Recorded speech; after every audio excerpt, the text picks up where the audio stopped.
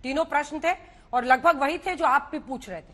तीनों पर वो सीधे गरिमा से जोड़ रहे हैं भाषण में। देखिए मैं दोनों बातों का, इनका जो तात्कालिक प्रश्न है उसका भी उत्तर देता हूं। इनके मुंह से क्या निकला? सीएजी शांत है इसलिए विदेशी एजेंसी को इंटरवीन करना पड़ेगा। अंजना जी यही वाक्य है, सीएजी शांत है विदेशी एजेंसी को इंटरवीन करना पड़ेगा भारत के। और ये कहते हैं हमारे जमाने में सीएजी की रिपोर्ट आती थी तो हम लोग, घपला होता था तो सीएजी की रिपोर्ट आती थी।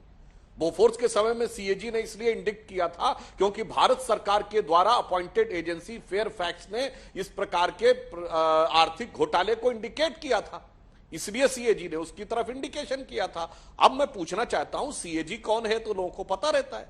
यह बताइए हिंडनबर्ग का मालिक कौन है, पता है क्या? खूब खंगाल डालिए, पता नहीं लगेगा कौन है भाई। और उसके ऊपर वहां की कोर्ट ने प्रतिबंध लगा दिया है, इसलिए क्योंकि वो खुद शॉर्ट लिस्ट ट्रेडिंग करते हैं और इस अडानी प्रकरण में उन्होंने काफी पैसा कमा लिया है। जो फॉरवर्ड ट्रेडिंग, संजय निरुपम जी तो मुंबई में रहते हैं, हमसे कहीं बेहतर समझते होंगे कि आज मैंने पैसा लगाया और एक हफ्ते बाद जो प्राइसेस होंगे उसके आधार के ऊपर मुझे आज ही के रेट पे मिलेगा। एक हफ्ते में शेयर धड़ाम से गिर गए तो हमें तो बैठे बैठाए पैसा बन गया। इसी कारण से उनके ऊपर रोक लगा। और मान्यवर आप कह रहे हैं भारत के सीएजी पे भरोसा नहीं, भारत की securities and exchange board of India पे भरोसा नहीं, भारत की आरबीआई पे भरोसा नहीं, भारत की एलआईसी पे भरोसा नहीं। चलिए मान लिया, मगर आपको किस पे भरोसा था? भारत के इलेक्शन कमीशन पे भरोसा नहीं, भारत की ईवीएम पे भरोसा नहीं, भारत की मीडिया पे भरोसा नहीं, भारत की जुडिशरी पे भरोसा नहीं, भारत की थल सेना पे भरोसा नहीं, भारत की वायुसेना पे भरोसा नहीं। अद्भुत से साहब, आपको तो सब तरफ वहम ही वहम नजर आ रहा है। आपके साथ तो स्थिति यह है कि रस्सी को सांप समझकर आदमी के ये कहे कि मुझे रस्सी में सांप नजर आ रहा है तो तुम सब मान लो ये सांप तुमको डसने आ रहा है। तो इस मुगालते के लिए कोई क्या कर सकता है? अन्यथा मैं संजय निरुपम जी से पूछना चाहता हूं, कांग्रेस पार्टी बता दे, अच्छा मैं जवाब एक संस्था भारत, एक संस्था जिसके बारे में इन्होंने कोई आपत्तिजनक आरोप न लगाया हो विगत 8 वर्षों में, बताइए। और विपक्ष की, और सुनिए, और एक लाइन और कह दूं, और विदेश से अजब जुगलबंदी है अंजना जी। रफाल के जमाने से लेके, पेगासिस से लेके हिंडनबर्ग तक जब संसद का सत्र शुरू होना होता है, ये कैसे अचानक वहीं पे विपक्ष, कैसे पता लग जाता उन लोगों को और एक खबर छपती है और उसके बाद विपक्ष से ज्यादा हल्ला गुल्ला यहां मचने लगता है। एजेंसीज में को कोई तथ्य नजर नहीं आता है भारत की व्यवस्थाओं को, मगर सारा तथ्य इनको नजर आने लगता है। तो कृपया ये जुगलबंदी का और एक कोई उदाहरण बता दें जिसमें भारत की किसी एक संस्था का सम्मान किया हो। सबका जवाब आप दे दीजिए संस्थाओं को लेकर जो उन्होंने पूछा, क्योंकि अब धीरे धीरे हर संस्था पे संजय जी प्रश्न हो रहे हैं। लेकिन इसी के साथ पीएम ने कहा एक अकेला मोदी जिस पर ये सारे टूट पड़े हैं। और ये सच है कि व्यक्तिगत रूप पर जितना आक्षेप उन पर लग रहा है, वो कह रहे हैं उसके बावजूद जनता मुझी पर भरोसा कर रही है। उस सुरक्षा कवच को आप लोग भेद नहीं पा रहे। दोनों पर आपका जवाब है। 3 बातें हैं, एक आपका सवाल है, दो बातें सुधांशु जी की तरफ से आई हैं। सबसे पहले शॉर्ट सेलिंग कहा कि हिंडनबर्ग रिपोर्ट, हिंडनबर्ग वाले जो हैं उनका धंधा ही शॉर्ट सेलिंग है और एक हफ्ते के अंदर जब शेयर धड़ाम से गिरा तो कमा के निकल गया। क्या शॉर्ट सेलिंग इलीगल है? और मैं चाहता हूं कि शॉर्ट सेलिंग को इलीगल बनाया जाए। शॉर्ट सेलिंग अनएथिकल है, अनैतिक है, यह कहा जा रहा है। अगर शॉर्ट सेलिंग का नाजायज फायदा उठाने में हिंडनबर्ग जैसी एजेंसीज काम कर रही हैं तो मैं सबसे पहले भारत सरकार से डिमांड करता हूं कि स्टॉक मार्केट में शॉर्ट सेलिंग को पूरी तरह से बैन कर दे। क्या बैन कर रहे हैं आप? अगर आप बैन नहीं कर रहे हैं तो इस नाजायज चीज का फायदा तभी उठाएंगे। आज हिंडनबर्ग ने उठाया, कोई दूसरा वर्ग उठाएगा कभी?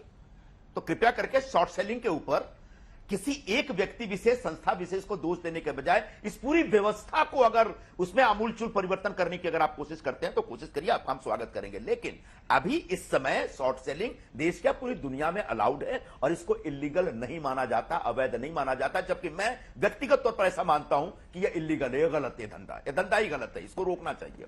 एक दूसरा वजह है एजेंसियां। अब बार बार आप अदालत, कोर्ट में जाइए, कोर्ट की बात नहीं मानते, कोर्ट की बात। पिछले 8 वर्षों में सुप्रीम कोर्ट का कौन सा ऐसा फैसला आया जिसने सरकार के किसी गलत फैसले को पर टिप्पणी की हो? आप बड़े शौक से बोलते हैं, हम जब कोई भी मुद्दा उठाते हैं ना, आप जाइए ना, जाइए कोर्ट में जाइए, कोर्ट में जाइए, हमको मालूम है कोर्ट में जाएंगे उसके बाद हमको कोर्ट में हरा दिया जाएगा। क्योंकि अब माफ करिए, तो सुप्रीम कोर्ट हमारे देश की एक बहुत सर्वोच्च संस्था है, बड़ी सम्मानित संस्था है, लेकिन दुर्भाग्यवश हाल के दिनों में कई ऐसे फैसले आए हैं जिन फैसलों की वजह से सुप्रीम कोर्ट की उसकी जो अपनी गरिमा है, जो उसका सम्मान है, जो उसकी अपनी स्वायत्तता है, उसके ऊपर सवाल उठे हैं। और इन सवालों को उठाने की जिम्मेदारी तो कम से कम हमारी है। इसका मतलब यह नहीं कि सुप्रीम कोर्ट की जो स्थापना है, सुप्रीम कोर्ट की जो रचना है, सुप्रीम कोर्ट का जो अस्तित्व है, उस अस्तित्व को हम सवाल कर रहे हैं। हम यह सवाल उठा रहे हैं कि आज के दौर में सुप्रीम कोर्ट को जो करना चाहिए वो नहीं कर रहा है। चंद्रचूड़ जी आए हैं तो कुछ चीजें सुनाई पड़ रही हैं, ये चीजें आगे कब तक सुनाई पड़ेंगे मुझे नहीं मालूम है, लेकिन अब आज के दौर में थोड़ा बहुत कुछ लग रहा है कि शायद सरकार से सवाल पूछने की हिम्मत हो रही है सुप्रीम कोर्ट के आदरणीय और माननीय न्यायाधीशों में।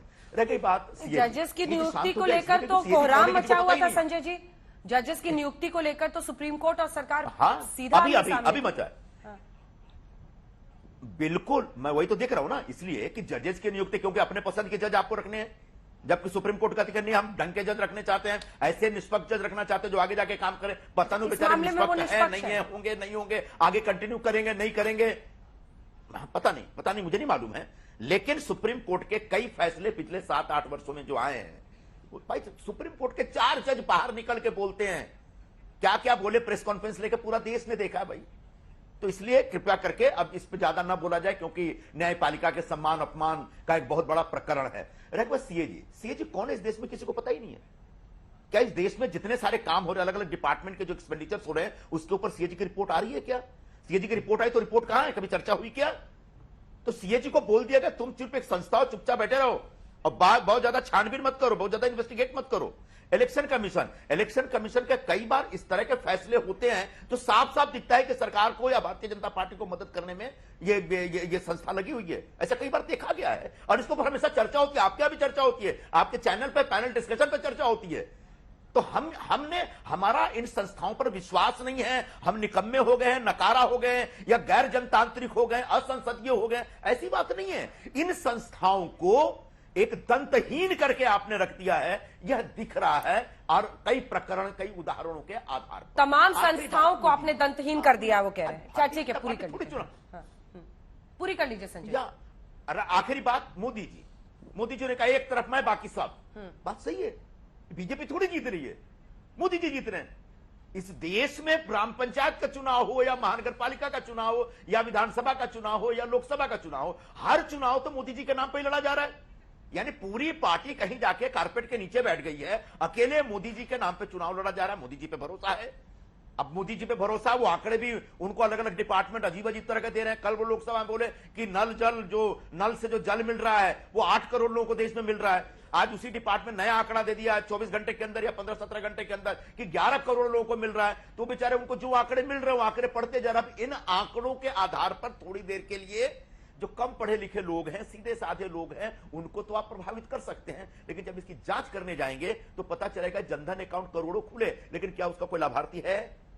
9 करोड़ लोगों को आपने वो दिया, उज्ज्वला में सिलेंडर दिया, लेकिन आज उन लाभार्थियों की क्या स्थिति है? कितने लोगों को प्रधानमंत्री आवास योजना के तहत घर मिला? सचमुच उनको घर मिला क्या? रोज तो घोटाले निकल के आते हैं, मध्य प्रदेश का घोटाला बिहार में निकल के आया कि लाभार्थियों को नहीं मिला, किसी और को मिल गया घर।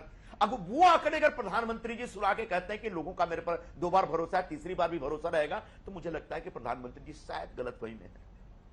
फर्जी आंकड़ों के आधार पर एक बार 2 बार गलती हो सकती है। 2 बड़ी बातें, और ये आरोप विपक्ष हमेशा लगाता है जो संजय जी कह रहे। ठीक है सर, सही आंकड़े रखें।